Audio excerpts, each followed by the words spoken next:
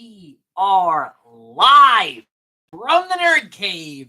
It's the Film Vomit Podcast. My name is Mac Taylor. I'm DJ.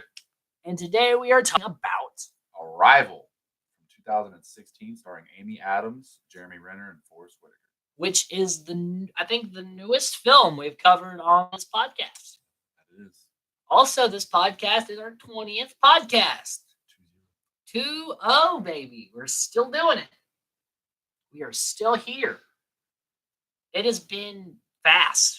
It has. Time's flying. Like, when I was like, for a second, I was like, are we really done 20 of these things? And I was like, oh, we have. I think we still got 3 or 4 that aren't uploaded yet due to technical difficulties. Yes, which I hopefully have solved. And I will have those on tonight. They will not have video. Heard that. I'm sorry, DJ. What? You know how to edit things and distribute them to the internet? Yeah. Yeah? Then do it. It's all you. It's not my job. DJ will personally guarantee they will be on there tonight. I do not make promises that I cannot keep. I didn't make promises before. I said I think I solved them, and I didn't. And I just Also, this is one of my first podcasts clean shaven.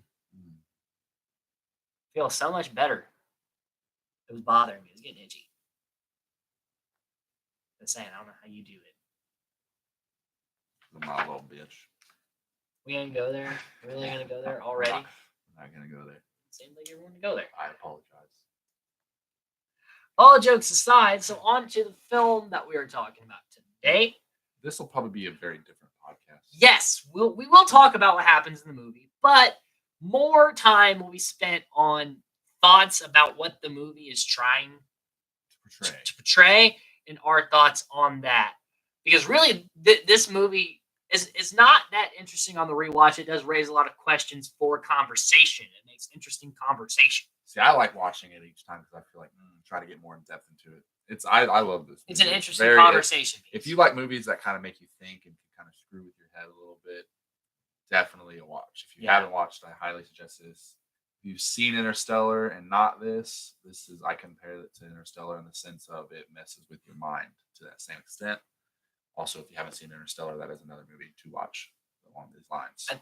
Are we doing that this year? I can't remember. That was on the board, but I'm not sure if it got chosen. I don't know if it got chosen. I had to reconsult the list.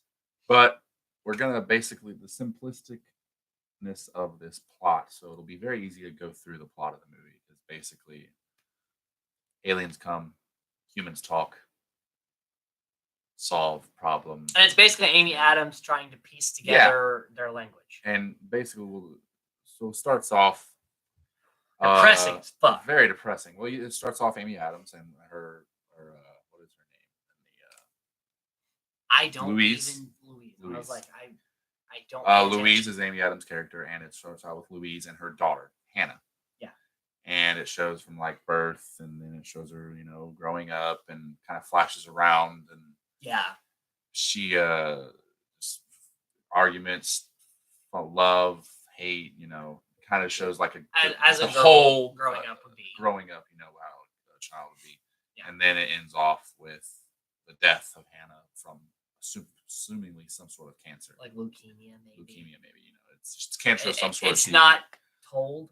So she passes away, she dies, and it shows that, and then it cuts out, and then it shows Amy Adams, Louise. So we think chronologically, this is the past. This is the past. Because at 99.99% of movies that have this kind of opening, that would be the past.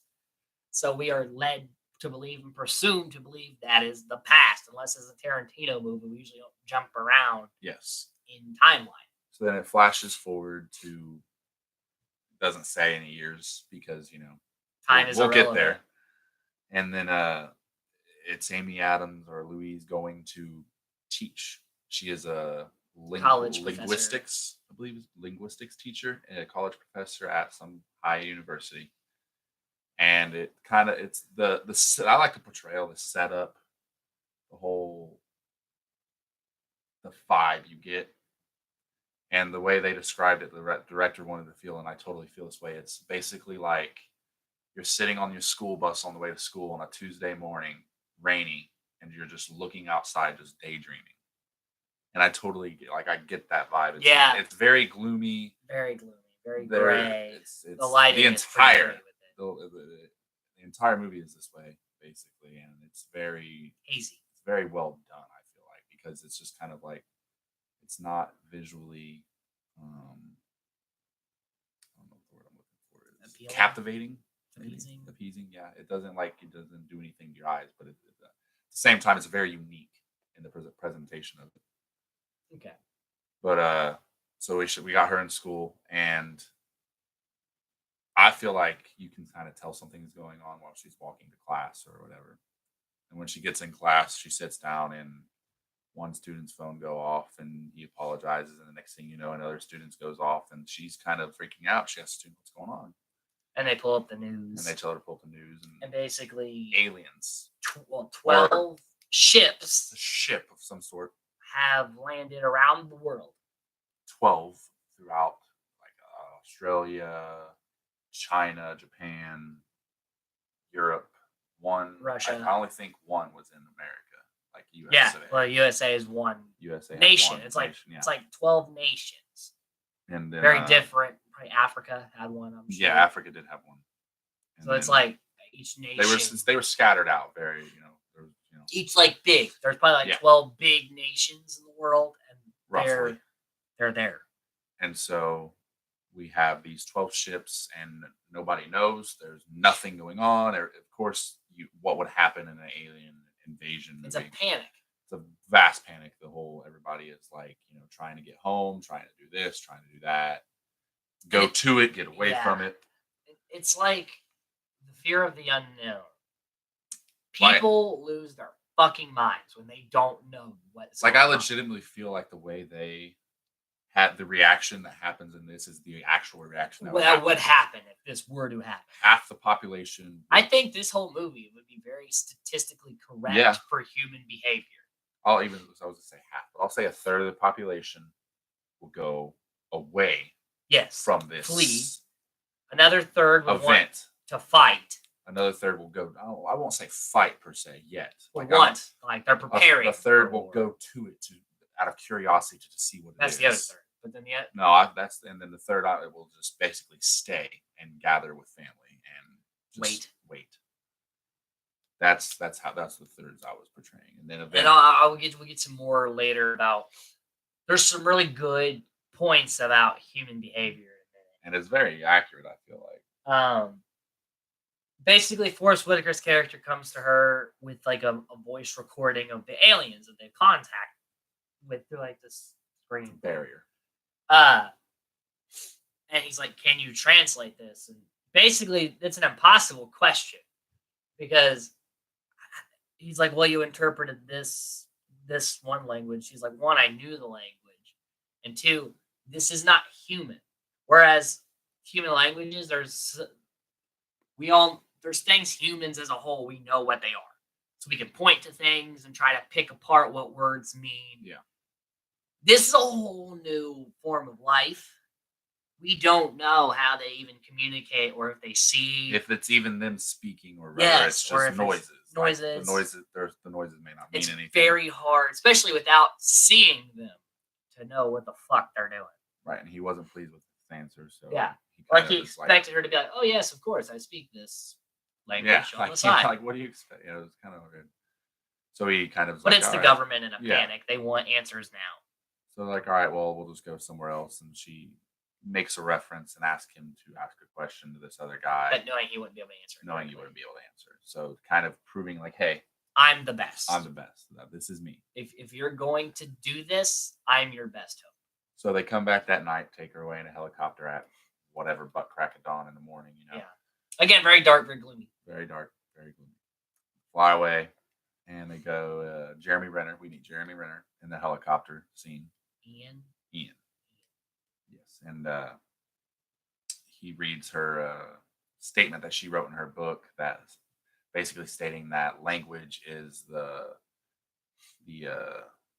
platform of life, humanity, and everything evolves around language. And whereas he's a relative physicist. Yeah, something like that. He's a Sheldon Cooper. And so he's like, no, the world revolves around science. So we already got, you got like conflicting interests, and they kind of, don't argue, but they have banter. And he's like, Forest Whitaker's like, this is why you're both here. Because he's like, he wants to ask, can you travel the speed of light? And she's like, let's just talk to them before we ask them any to solve any equations. Yeah, because he's wanting to draw out this big equation. Yeah, he laid it like it was. As a science person would do, it's all about the numbers and all. He was like, can you travel the speed of light? He wanted to know if they can do this. Whereas she's a communications expert, so she's like, just start off small. Yeah. And then, because that's the thing, when they get there and they go through all this briefing and they have to get like a vaccine and they have to do all this shit, like prepping. And the first time that they go to see the aliens, she passes out, as you would. I really like how they treat this. Because in a lot of movies about aliens, they show up and everyone's like, oh. Yeah. Whereas, like, if you saw what she saw, plus the build up. Especially in that environment where it's non-threatening, it's you don't know. There's a literal barrier between you and them. You have no idea. It's like being at a zoo, but seeing something you've literally never like seen and something you never even thought would exist. Something that you thought was fiction. Exactly. It's like, this is real, and there's an alien. It's like if you were to see a dragon, a legit, real dragon. Or see an alien. Well, I'm just trying to give other examples. But even beyond dragons, because we have concepts of what a dragon looks like, right? They have no idea what the fuck these things are. So it's like something you can't... It looks like a big hand. It kind of just looks like a squid to me. Yeah, they call it a heptapod. So that's 5. It had 5 tentacles, and they call them heptapods. Like a cephalopod, which is like an octopus. Yeah, shit like that. Which I think cephalopod means like head foot. I don't know. Lost me. I took classes. So did I. On shit. I remembered. But even before all that, she sees them, she faints. It's like, that's a very real reaction. People, especially when she's... Well, and Jeremy Renner's over here puking in the trash can. Yeah. I don't think she faints, but she doesn't faint. She's like, overwhelmed. Yeah, she's overwhelmed. You can tell she's She's gasping. like shallow breathing. Like she's having a panic attack. She's literally like having a panic attack. I don't think she passes out per se. But to me, it's just like, it's like when it's something that you're like, is this real? Like the whole time she's going up there, she's probably like, what am I gonna see? What am I gonna see? Well, and then when they go up into it, so it's vertical straight up, and at some point, like halfway up, the gravity like just shifts. So they're going up, but then gravity shifts. So where they jump, it's like they're going up and down or down and up. It's weird. It's gravity like shifts from this way to this way, so they can jump out of the thing. It's pretty wild the way they do it, which is pretty cool. And they did that because they made the director made the ship based off of a comet. I can't remember the name of the comet or an asteroid. Sorry, they based it off the shape of an asteroid a real asteroid that crossed paths with Earth. Whenever, I don't know, I'll have to look into it, but and he thought, that's really cool. So it was a really vertical, like it looks like an egg, a very long egg-shaped oval. Yeah, it's very odd shaped. And so he was like trying to figure out how they would have this interaction with the aliens in there, and then the gravity change is what their resolution was, and that's why they came up with it, which is very, very clever and unique, I feel like. But having that type of technology, if you want to call it that. But basically, when she goes again, when she's like gets her together, when you think about this, you reapproach the situation. Can't just go up and talk to them and then talk to me. It's not. Yeah, they got. It's like teaching language. Like you trying to teach English them, and you're trying to learn their language. Yeah, so they start off by saying human and I'm human. Yeah. What are you? And then they do and they show their little language. Yeah, it's like this little ink cloud circle. It's a circle. Thing. It's like smoke. And then they got like really terrible science projects. You got like if you haven't watched it, watch it. Like we'll say, so we won't go too deep. but they show their language, and then they're trying the rest of the movie basically is this. This is our word for Earth. What's yours? Yeah. And so that she brings in they can this get the like, question on her. It's the question they're trying to get. And they're like, why don't you just ask them that? She's like, it's not that simple. We have to English. You can see sentence structure is not the same. No.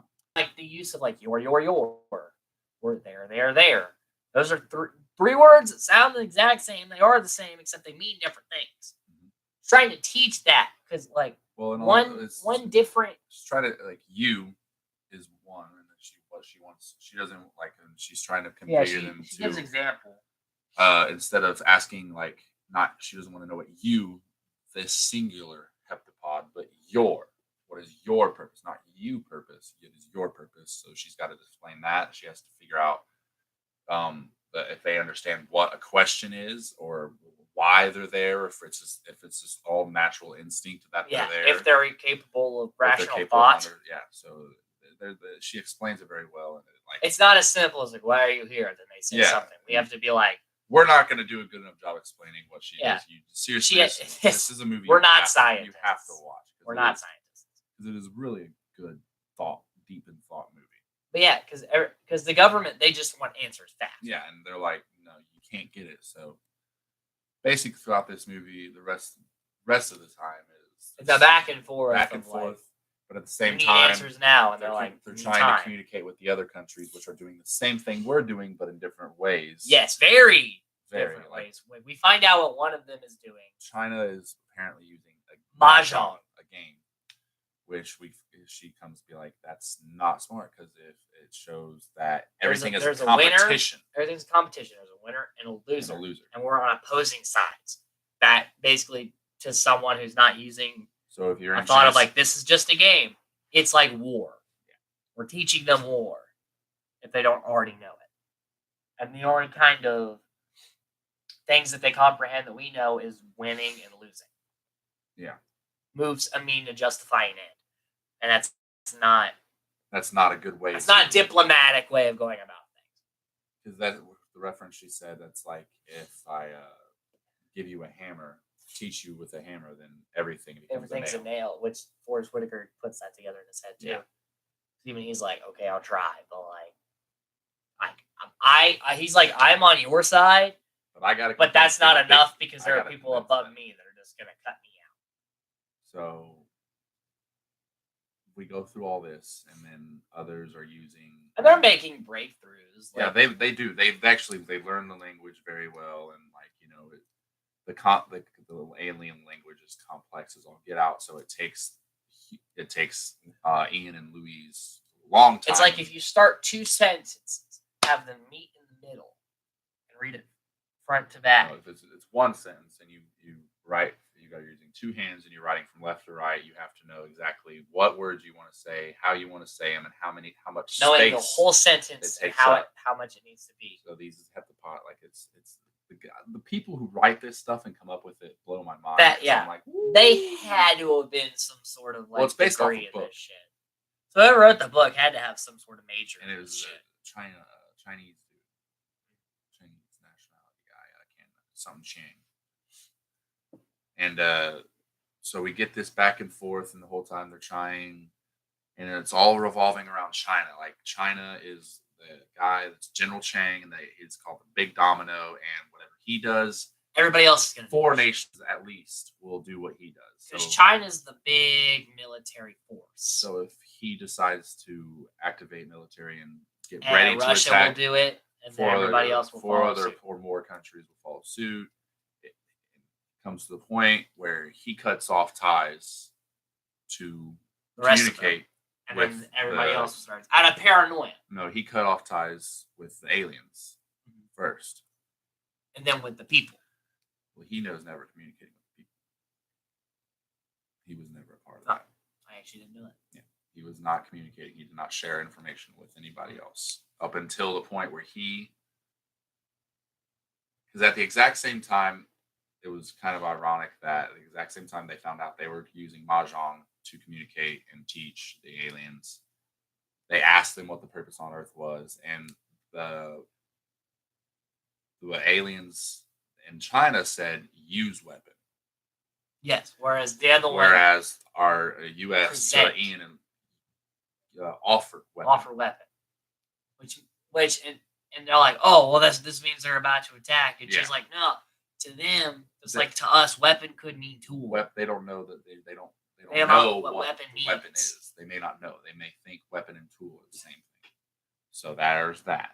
Right, and that's a very valid point that I wouldn't think of immediately.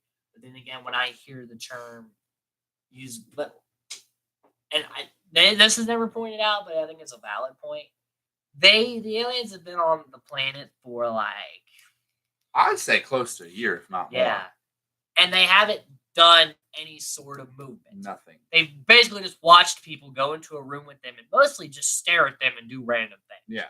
And they're like, well, it's going to take a while to figure this out. Like, if they were gonna fight us, they'd have done it.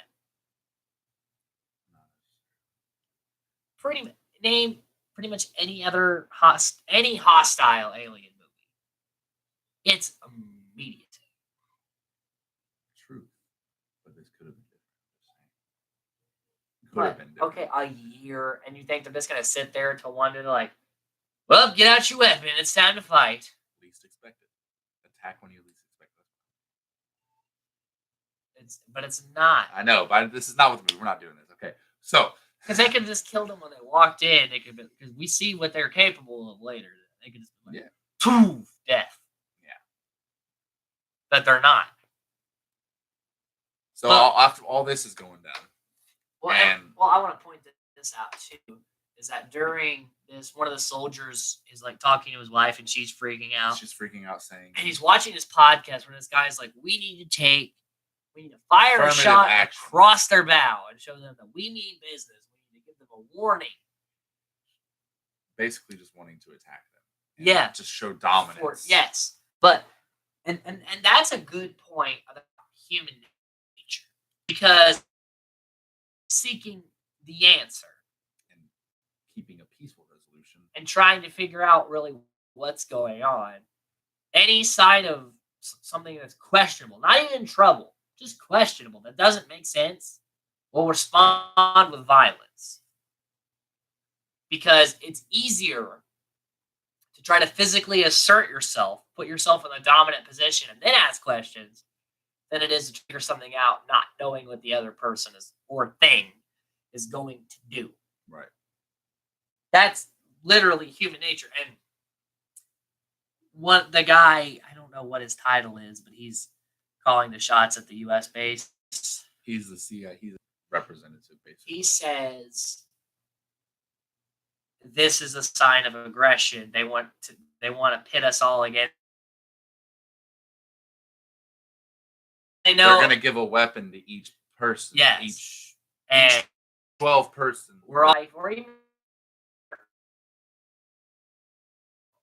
the same as us. That they think and they react the same as we do. That is narcissism. Because that's assuming that the way we act and do is the basis of all life.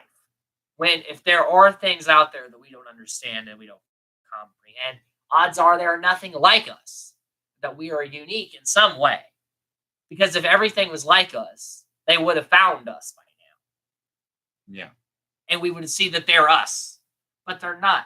So just assuming that, since humans can't get our shit together and work together, nobody can. Nobody. Nothing can. Aliens can't. That is narcissism. And that is one of the key flaws, I believe, in human nature in and of itself.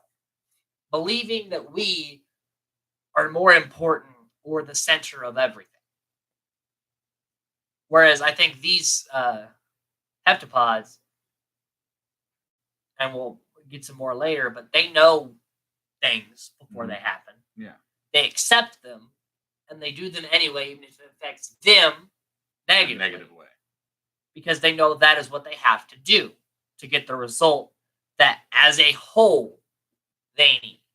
And we'll talk about what they named the heptapods Abbott and Costello. And when we get to that in a second, that proves that they work together because they put the goal of them above themselves as a whole. Whereas we as humans, generally speaking, myself included, do not put the needs of a whole, like Spock would say, the needs of the many outweigh the needs of the few, whereas most of the time the few don't give a fuck about the many. Not at all. It doesn't work that way. Not in human nature. No. It just doesn't. 99% of the time, a few will just focus on themselves in a key crisis. That's pretty much just fact. 99% there are exceptions. Rare, though. So,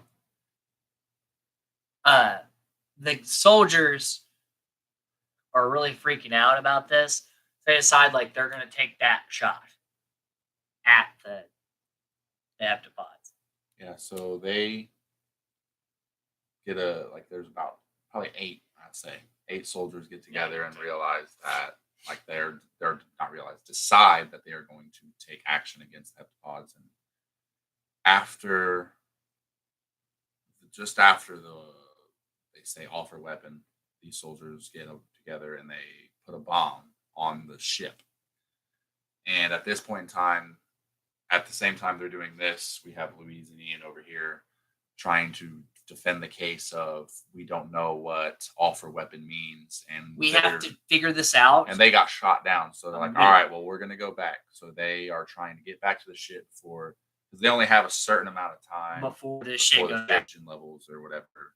So they couldn't be in the ship for an extended period of time. So it would shut and then do whatever it did to make sure that it was presentable for humans.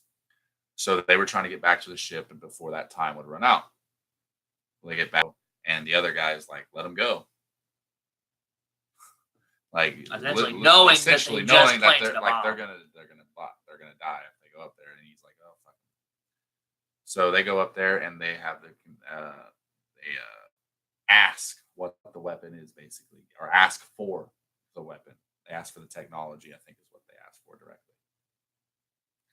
And the heptapods are acting weird because they know what's going on. They saw them put it in there. They know what's going on, and they're like trying but they're still willing to go and communicate with Louise and Ian. So they do a bunch of their language, like in a fuck ton. Like it goes across the whole thing. Like usually it's like a big piece, but then like it was hundreds and hundreds. And Ian basically says, which would probably be truthful if not for key points of the plot, this would take years. To decipher everything in there. And so at this point in time, it's like the heptapods do something and basically turn off gravity, causing Ian and Louise to fly back.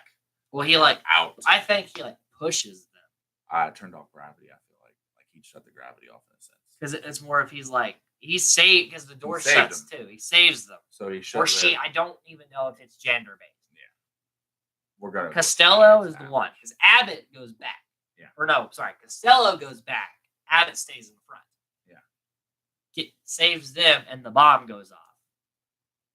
And you see Louise and Ian just kind of floating there, and then the next thing you know, you wake up, and Louise is in the med center with the doctor. Probably because the sudden change in it was gravity and shit. Well, the explosion. The concussion of it knocked her out more than anything, probably. There's probably a number of things. Yes. So she was knocked out, and then she's worried about Ian, and she's asking about Ian. And all throughout this movie, also, she is having what we see as flashbacks to her daughter. Of the daughter, yes. Integral moment. And it's kind of like you see her face, and it's kind of just like she is very saddened by it, but confused at the same time, which you don't really realize until later. So she goes out, and they are being forced to evacuate now because it's done. They're like, all right, that's it, no more. So everybody's trying to evacuate. Everybody's getting on a helicopter. She's with Ian, and then she's like, you know what? Fuck this. And at this point, the ship has went higher to where nobody can get to it. So no communication. Because they're like, okay, he just basically tried to kill us, so we're going to get out of Dodge. They didn't leave, but they're just high enough to be safe. but she goes out. She drives the truck out there anyway,